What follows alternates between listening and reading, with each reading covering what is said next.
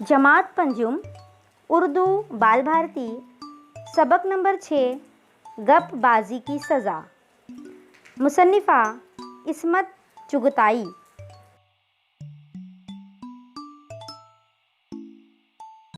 अस्सलाम वालेकुम प्यारे बच्चों, आपका खैर मकदम करते हैं हमारे इस यूट्यूब चैनल में। हमारा सबक चल रहा है गपबाजी की सज़ा। अब हम देखते हैं आगे क्या होता है। हमने देखा कि दरोगा जी मैनेजर साहब जो हैं बबलू के घर पे आते हैं और बताते हैं कि एक अदद शेर आपके बाग में देखा गया है। उसके बाद अब्बा की क्या हालत होती है आप जानते हैं। अब देखते हैं। अब्बा जैसे ही सुनते हैं तो सहम कर बबलू के कमरे की तरफ देखते हैं जिसका एक दरवाज़ा बाग की तरफ खुलता था। हाय लोगो, मेरा बबलू। अम्मा जो कमरे से सब कुछ सुन रही थी पछाड़ खा कर गद्दे पर गिरी। फिर उठकर वो दौड़ी बबलू के कमरे की तरफ। अगर अब्बा ने उन्हें पकड़ न लिया होता तो वो सीधी शेर के जबड़ों में घुस जाती। हाय मेरा बच्चा, अरे मुझे तो पहले ही मालूम था कि तुम लोगों पर भारी है बच्चा। इसकी जान लेकर चैन आया। हस्बे दस्तूर दादी अम्मा ने घबराए हुए अम्मा और अब्बा की टांग ली। हाय मेरा नन्ना मुन्ना बबलू, शेर ने चबा डाला और उसने डर के मारे आवाज़ भी तो नहीं निकाली। खाला अम्मा रोने लगी और जम्मू शब्बू भी फूट फूट कर रोने लगी। अब्बा का बुरा हाल हो गया। वो तो खाली हाथ ही घुसकर शेर से गुथ जाना चाहते थे। उनका बस न था कि शेर के हलक में हाथ डालकर अपने लाडले बबलू को निकाल लाएं। लोगों ने बड़ी मुश्किल से उन्हें दिलासा दिया। बंदूकें और लाठियाँ लेकर सब आहिस्ता आहिस्ता बबलू के कमरे की तरफ बढ़े। अंदर झाँका तो दो बड़े बड़े अंगारे पलंग के नीचे दहक रहे थे। शेर पलंग के नीचे था लेकिन बबलू का कहीं पता नहीं था। घर में कोहराम मच गया। सर्कस के मैनेजर पिंजरा साथ लाए थे। बड़ी मुश्किल से शेर को पिंजरे में डाला गया। ताज्जुब है, न खून के निशानात हैं न हड्डियाँ। इंस्पेक्टर साहब बोले, अरे वो निगोड़ा था ही कितना। हाय मेरा फूल सा बबलू। दादी अम्मा को गश आने लगा। एक दम आपा की फलक शिगाफ चीख फिजा में गूंजी। वो लड़खड़ाती आकर चौकी पर गिरी। बीबी, बबलू। जैसे उन्होंने भूत देख लिया हो। कहाँ, किधर? सब ने उन्हें हिला डाला। गुस्ल खाना। अम्मा दौड़ी। अब्बा ने लपक कर उन्हें पकड़ लिया। बबलू की कटी फटी लाश देखकर कहीं वो पागल न हो जाएं। कलेजा थामे अब्बा और मेवाराम रोते बिलबिलाते गुस्ल खाने में पहुँचे, लेकिन वहाँ कोई लाश न थी। हाँ, बबलू मियाँ गठरी बने घड़े के पास उकड़ू बैठे ऊँग रहे थे। नामाकुल यहाँ बैठा है और हम नाहक परेशान हो रहे हैं। अब्बा ने एक चपत लगाई और कान पकड़कर बबलू को उठा लिया। कहाँ मातम हो रहा था, कहाँ एकदम शादियाने बजने लगे। सबने बबलू को गले लगाया। इनके इतने लाड़ हुए, इतने सदके उतारे गए कि ऐसा मालूम होता था जैसे वो अभी अभी अल्लाह मियाँ के यहाँ से तशरीफ़ ला रहे हैं। इस दिन से बबलू मियाँ ने गपबाजी बिल्कुल छोड़ दी। तो देखिए बच्चों क्या होता है, जैसे ही मालूम होता है कि बाग में शेर है तो अम्मा ये सब कुछ सुन रही थी तो वो क्या कहती है, हाय लोगो मेरा बबलू। अम्मा जो कमरे से सब कुछ सुन रही थी पचाड़ खाकर, यानी बिल्कुल चक्कर आता है ना, वैसे चक्कर आकर क्या हो जाता है, वो गद्दे पर, वहाँ पर जो गद्दा रखा हुआ था उस गद्दे पर गिर जाती हैं। फिर उड़ती हैं और दौड़ती हैं किस तरफ, बबलू के कमरे की तरफ, ताकि वो बबलू को बाहर ला सकें। अगर अब्बा ने उन्हें पकड़ न लिया होता तो वो सीधी शेर के जबड़ों में घुस जाती। ऐसा क्यों कहा गया है, क्योंकि वो माँ थी इसलिए बिल्कुल अपने बच्चे को घबरा कर लाने के लिए जाती है, लेकिन अब्बा ने उन्हें पकड़ लिया। क्यों? क्योंकि अंदर शेर बैठा हुआ था। अगर वो ऐसे ही भागकर चली जाती तो शेर उन पर भी लपक सकता था। इसलिए कहते हैं कि वो सीधी शेर के जबड़ों में घुस जाती, यानी शेर उन्हें भी क्या कर दिया होता, ज़ख्मी कर दिया होता या कुछ भी हो सकता था। हाय मेरा बच्चा, अरे मुझे तो पहले ही मालूम था। ये बात कौन कहती हैं? दादी अम्मा कहती हैं कि मुझे पहले ही मालूम था कि तुम लोगों पर भारी है बच्चा।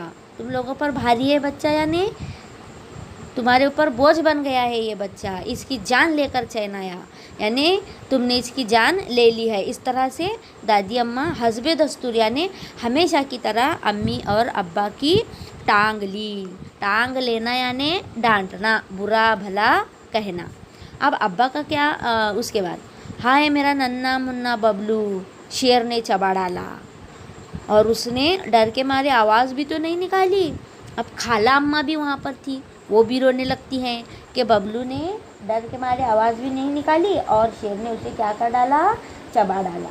अब जम्मू शब्बू ये भी सब क्या करते हैं, बहनें हैं उसकी, जो फूट फूट कर रोने लगती हैं। फूट फूट कर रोना यानी बहुत ज़्यादा रोना।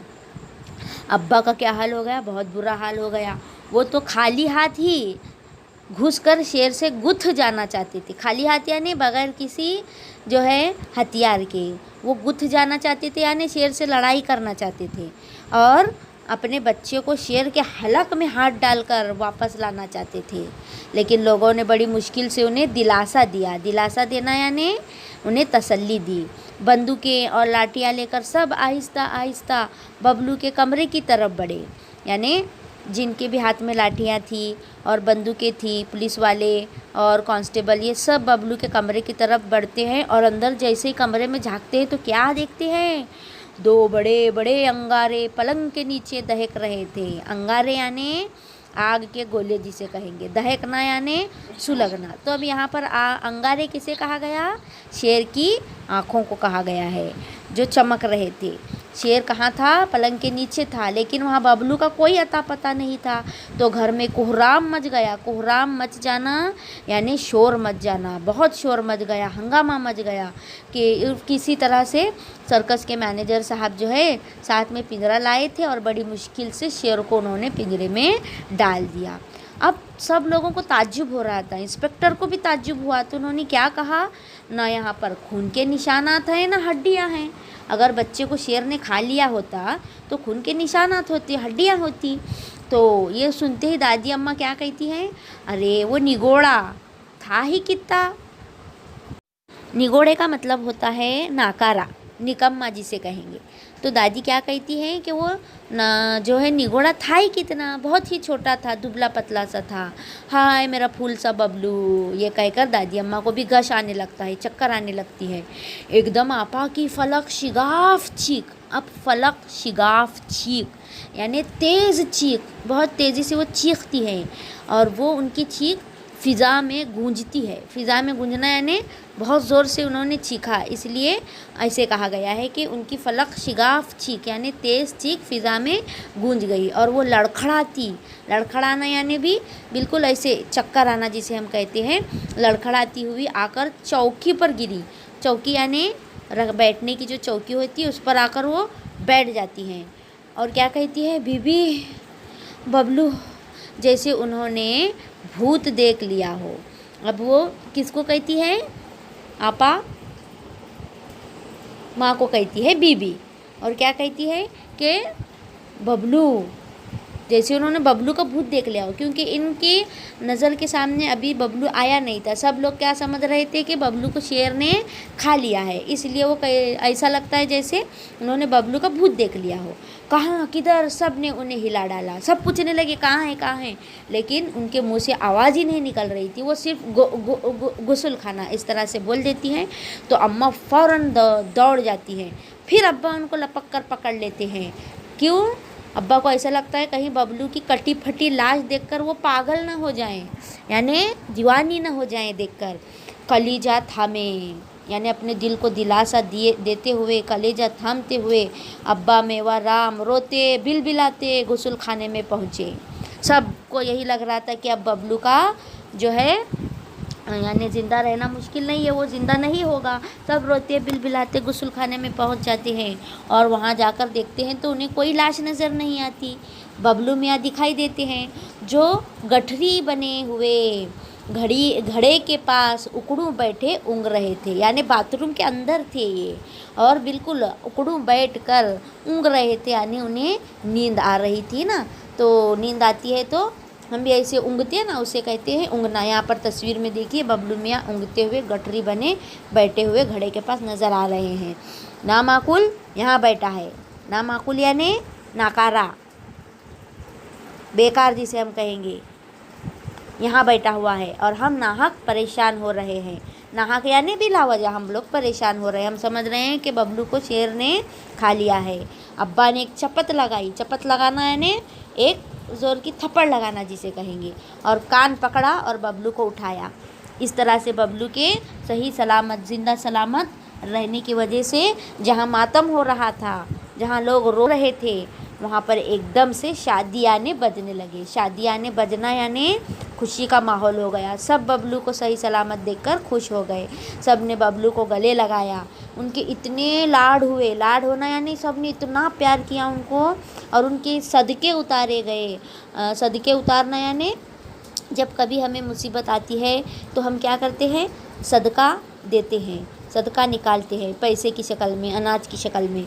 तो इनका भी सदका उतारा गया। और इस तरह से मालूम होता है जैसे वो अभी अभी अल्लाह मियाँ के यहाँ से तशरीफ़ ला रहे हैं। ऐसा लग रहा था जैसे वो खुदा के पास गए थे और वहाँ से वापस तशरीफ़ लाए। इसलिए उनके सदके उतारे जाते हैं, उन्हें लाड़ किया जाता है और उन्हें बहुत प्यार किया जाता है। और उस दिन के बाद से बबलू भी क्या करता है, गपबाजी बिल्कुल छोड़ देता है, यानी झूठ बोलना छोड़ देता है, क्योंकि उसे समझ जाता है कि झूठ बोलने से क्या नुकसान होता है। अगर वो गप नहीं मारा होता तो सबने उसकी शेर वाली बात को यकीन कर लिया होता, लेकिन खुदा के करम से वो क्या हो गया, बच गया। अगर शेर उसे देख लिया होता तो वहीं पर उसको जो है क्या कर देता, भी मोड़ दिया होता, है ना। तो इस तरह से इस सबक को आप समझिए। Nuzhat Tanvir Ahmed Bagalkote, assistant teacher, Maharashtra Urdu high school Kadwai, ज़िला रत्नागिरी।